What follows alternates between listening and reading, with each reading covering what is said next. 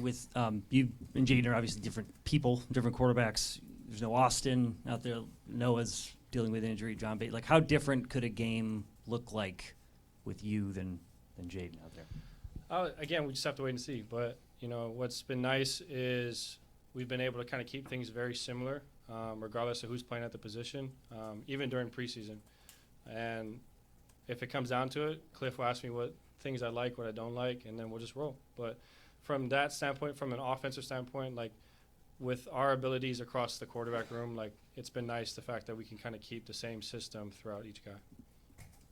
Marcus, how have you felt physically, and kind of can you walk us through the preseason, and when did you feel really like you were back to yourself?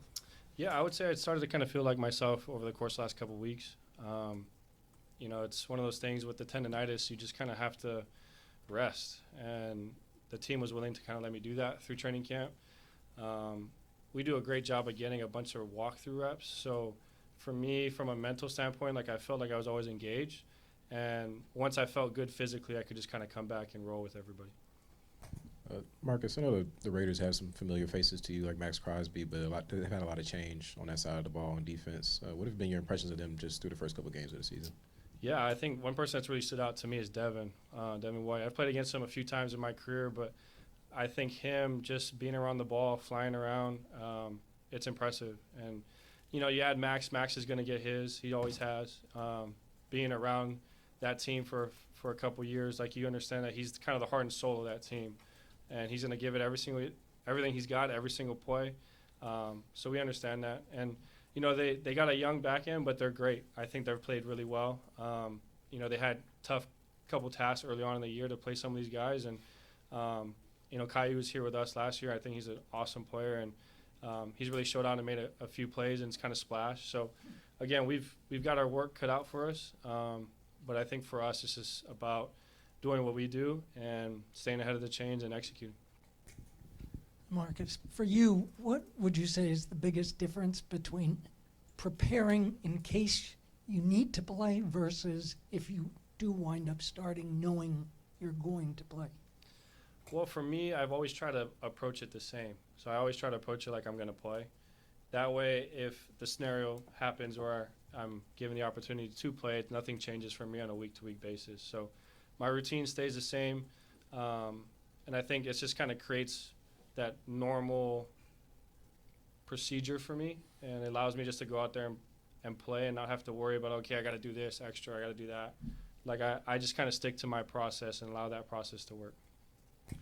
Being a starting quarterback for so many years in the National Football League, you obviously are a competitor and you've always wanted to be that starting quarterback. To have that opportunity possibly again on Sunday, because you don't know how many more times that could come down the road here. What is that like for you to maybe be that starter again? Well, just grateful. And I think for me, I've just been very thankful for my time here and being around these guys. It's such a fun group.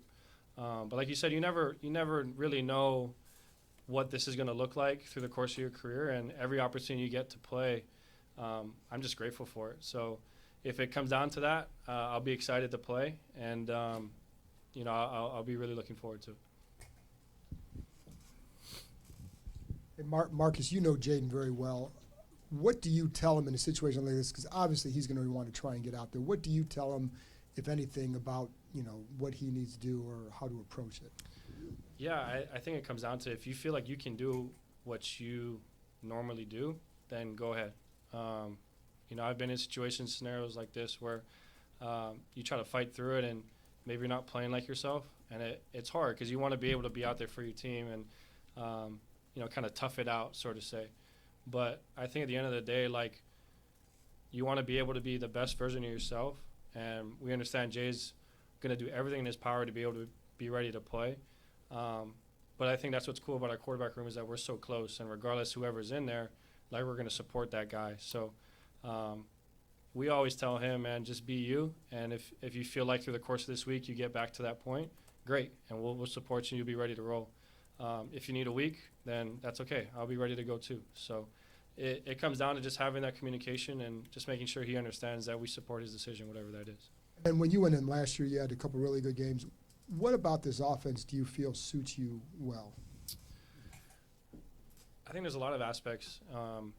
I really feel like for us as quarterbacks, like we have a really great connection with Cliff. I feel like through the course of those games last year, I could kind of get a feel of like how he wanted to call it. And when you have that type of connection with your play caller, like you feel good about what's coming in. So I think for me, I love the aspect of being able to control the tempo of the game. We can huddle, we can get on the ball, we can do all sorts of different things. But I think for all of us, it's just being confident in what's being called and knowing that Cliff's going to put us in a situation to be successful. How much is Jayden still in communication with you and the other quarterbacks and Cliff throughout this process? Oh yeah, every day, and I think it's important to, I think for all of us, like we don't ever want to deal with the uncertainty or what's going on. So just being able to understand and being transparent about what the situation looks like. So yeah, again, like we said, we communicate throughout the day, see how he's feeling. I'm sure he's tired of everybody asking him how he's feeling. But again, when it comes down to it, if he's ready to roll, we'll support him and give him everything he's got. And just having been through this similar scenario last year ahead of the Bears game, do you draw anything from that? I mean, I know this is not new to you, but just the way everything worked out here, do you take anything from that process? Well, I think it just for me personally, like we were talking about a little bit earlier, just sticking to my process and trusting that process. I've been through this journey for quite some time now, so just understanding that the way that I've prepared for years has given me the confidence to go out there and play well, and just continuing just to lean on that.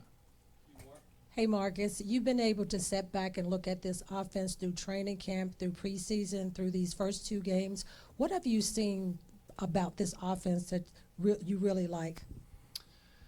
I just love the fact that we're putting our guys in situations to be successful. I think we're not really pigeonholing guys or they got to, like, you only run this route or you only do this. Like, our guys are able to do everything, and the versatility of that allows some cool things within the system to allow guys to just go out there and play.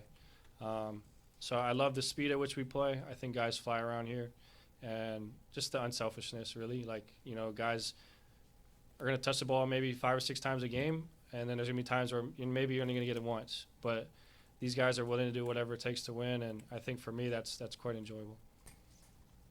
Hey, Marcus, I mean, you just mentioned a moment ago about the support that you have for, from your brothers and from your teammates here.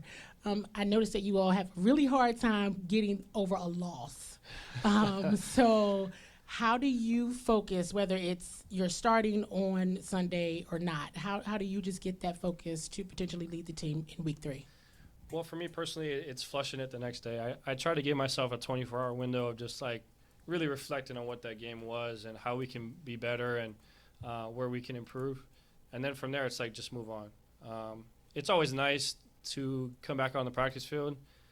Thursday night losses are tough because you have an extra couple days to sit there and kind of just, like, listen to everybody talk about it and how how come you didn't do this and that.